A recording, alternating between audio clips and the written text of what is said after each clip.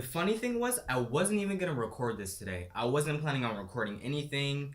First of all, I took way too long of a time off for you guys. I'm sorry, I apologize. I'm gonna have a video coming up about that soon.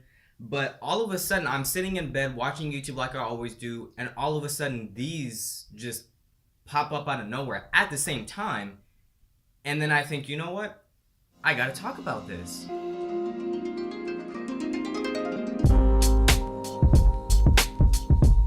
What is going on, guys? Eric White in the building. No, he did not choose his last name.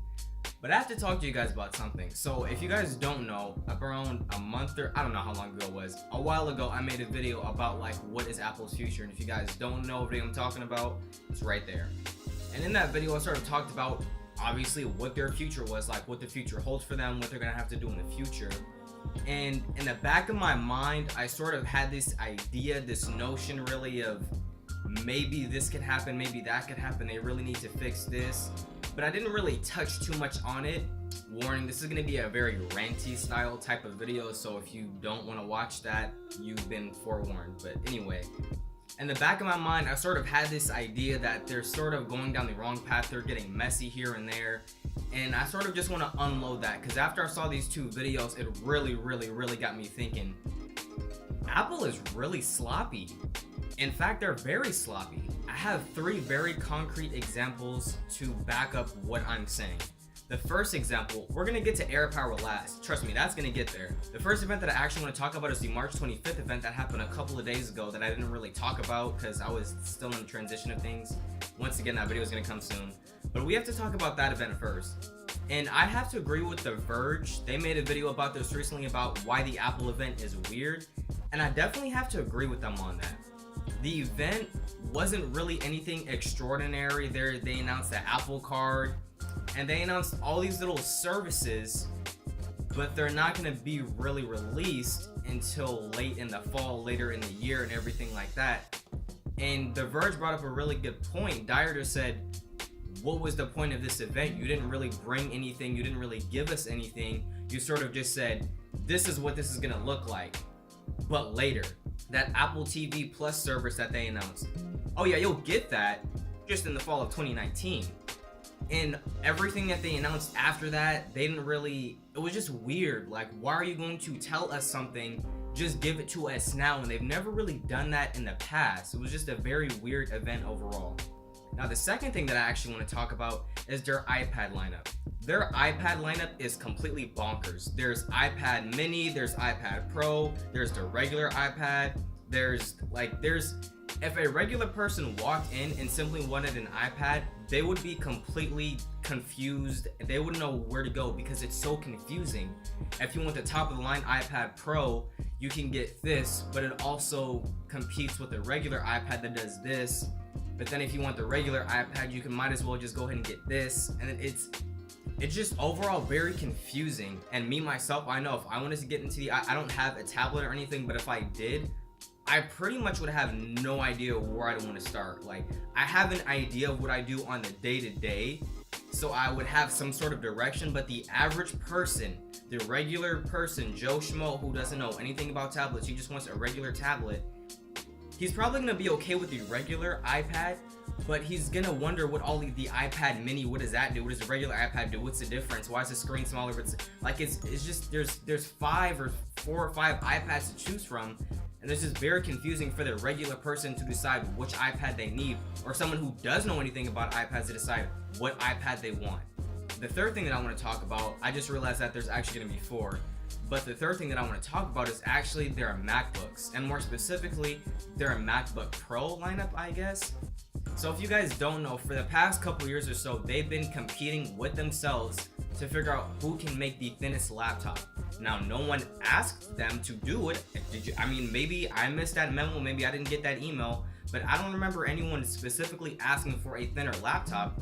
And they started to sort of understand why it wasn't necessary to do that anyway, because of how small the chassis is. That introduces a lot of problems. There's the heat throttling issues. Once your GPU got to a certain, or CPU got to a certain performance level, it would completely just overheat, throttle, performance would be terrible. And even worse than that was the keyboard issues. Their butterfly keyboard, to fit the chassis, because the chassis was so small, the keyboard has so little trouble that it would introduce a lot of technical difficulties. Dust and debris would get stuck under the mechanisms and make it hard to type. And since the travel is so tiny, it's really easy to jack that up. And so what they did, just like Apple would do, they announced that they were gonna have some kind of assistance or replacement program so that you can get it fixed. Basically just putting band-aids on it and not really fixing it. They offer this in each MacBook Pro, and then the MacBook Pro 2018 came out, and that was sort of supposed to address this. They put like this thin filament around each key so it wasn't as easy, and it didn't completely fix the problem. The chassis was still too small, dirt and debris was still getting caught under there, causing problems. I've seen a lot of reports on Reddit of people just going through their second, third, fourth repair process, and it's just like, that's what we have. What Apple always does, this is what they always do. Every time there's a problem, they don't necessarily admit their faults and say, we're gonna do this next time or we're gonna do that. They just sort of put a band-aid over it and say, oh, we're sorry, but you're stuck with it. And yet you pretty much are stuck with it. Especially if you're deep in the Apple ecosystem, you're not gonna go get a Lenovo or a Dell or anything like that because you're in the Apple ecosystem. You bought the MacBook because you wanted the MacBook to work for you. And with these problems that are being introduced, it's kind of just, it's just weird. Now, the fourth thing that I wanted to talk about is the Airpower. And this can be an entire separate alone video, but I'm just gonna sort of it's ranty, but I'm gonna sort of shorten it just up a little bit. So the reason why I even made this video is because those two videos at the beginning popped up in my feed, and it just kind of caught me off guard. So if you guys don't know, the Airpower was released with the iPhone 10, and they were super excited about it. They gave this very cocky statement about how their engineers are the best and they didn't think anyone could do it. And they kept on saying it'll be available at this time. It'll be available at this time. It'll be available next year at the beginning of the year. It'll be available in summer, in the fall, in the winter. And they just kept on, and while they were doing that, they kept on putting little secrets here on their site, secrets here, there.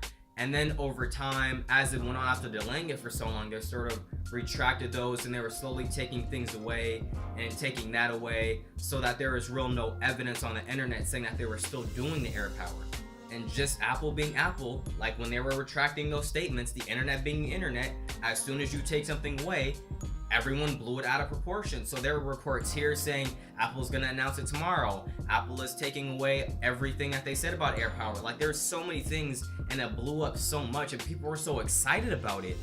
In fact, people were so excited about it that they started making not necessarily knockoff versions, but other brands started to make their versions, and those were selling super fast. And it's just so weird. Imagine going up to a teacher of your class and saying, I'm going to have this assignment by this time. Now, there's not necessarily a due date, but you want to deliver because that is your teacher. That's what you're there for.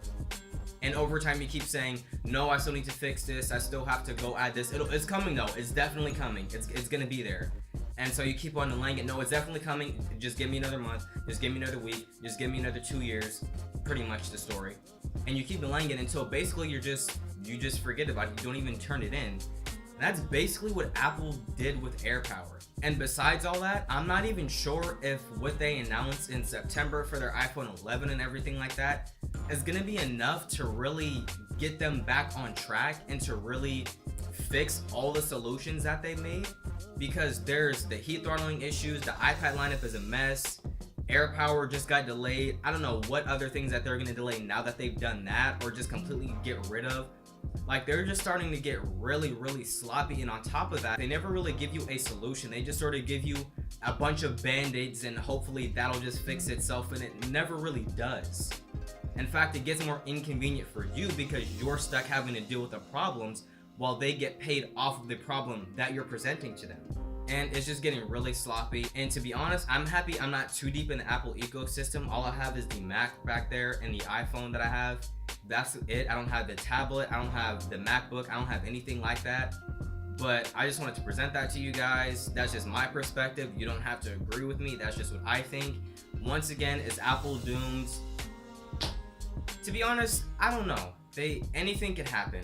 Anything could really happen. OnePlus is really they're hot on their heels. They're coming up close. Huawei, I don't know what they're doing. But just wanted to let you guys know all that. Those are my ideas. That's what I think. And that's all I got for you guys. If you guys like that video, make sure you be super awesome. Go down below, click that like button. It'll turn blue. That's how you know you liked it. If you are new and you don't know who I am, don't know what this YouTube thing is, don't know if you like dogs, click on that sub button, join Innovation Nation. And just like always, I see you guys in the next one.